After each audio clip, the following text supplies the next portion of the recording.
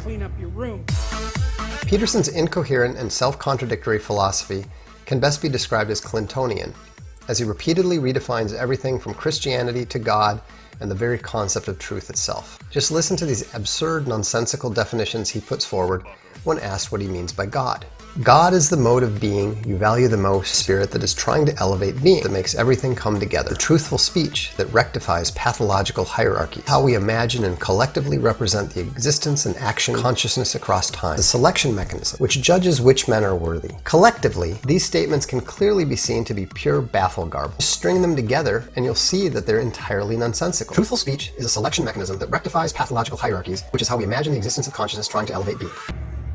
That's nonsense. I think that's silly. I really do. And it leads to the obvious question, what makes speech truthful? If Peterson is to be believed, truth is that which serves life in a Darwinian manner.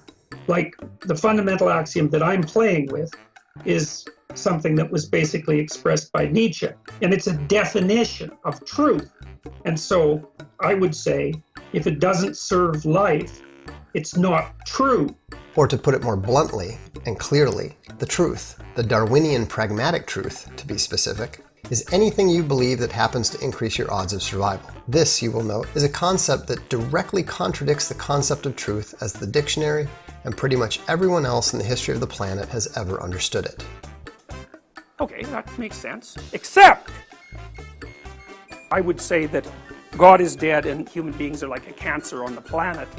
Thanks to this perverted redefinition of truth, Peterson even concludes that facts are not necessarily true. Then I would say that I don't think that facts are necessarily true.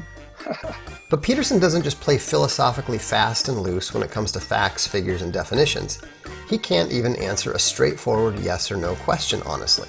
Do you believe that Jesus rose again from the dead? Literally. I find I cannot answer that question. And the reason is because, okay, let me think about it for a minute, see if I can come up with a reasonable answer to that. Well, the first answer would be, it depends on what you mean by Jesus. A historical human being that existed In a body. And in a body. In a body. Do you believe that or do you not believe it? You know, it's not, it's...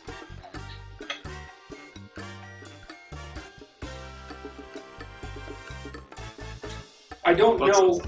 Now come on, is this really the first time that Peterson has ever considered that question? And yet he did manage to answer a related question a little bit more directly. Do you go to church? No. In my experience, the ministers are too frequently lying. I can't stand to hear them say words they don't believe.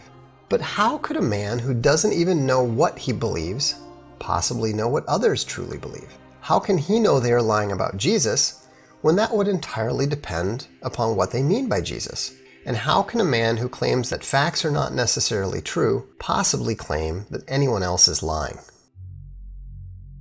Now, we've recently seen Peterson and public figures on the left who have been elevated and promoted as an acceptable opposition by the mainstream media, the most notorious example being the New York Times' proclamation of the intellectual dark web. That includes Jordan Peterson, Ben Shapiro, and Sam Harris, among others. And the reason that they've been elevated is because their whole job is to prevent young men from moving towards nationalism and Christianity in their ongoing rejection of the neoliberal world order. That's why I'm talking to them. I'm trying to call them forth as individuals out of the chaos that they're ensconced in. If you pay attention, you notice that none of these members of the approved opposition are Christians, and more importantly, everything you see come out of their mouths is anti-nationalist. A person who is living abroad in Japan could be more of an American than a person who's born in Ohio. Jordan Peterson is trying to fix globalism. He's actively seeking to destroy your nation and your faith because he believes it's necessary in order to save the world. So in conclusion, I'll ask you this. For what shall it profit a man if he shall clean his room and lose his own soul? I'm Vox Day. This is Voxversity.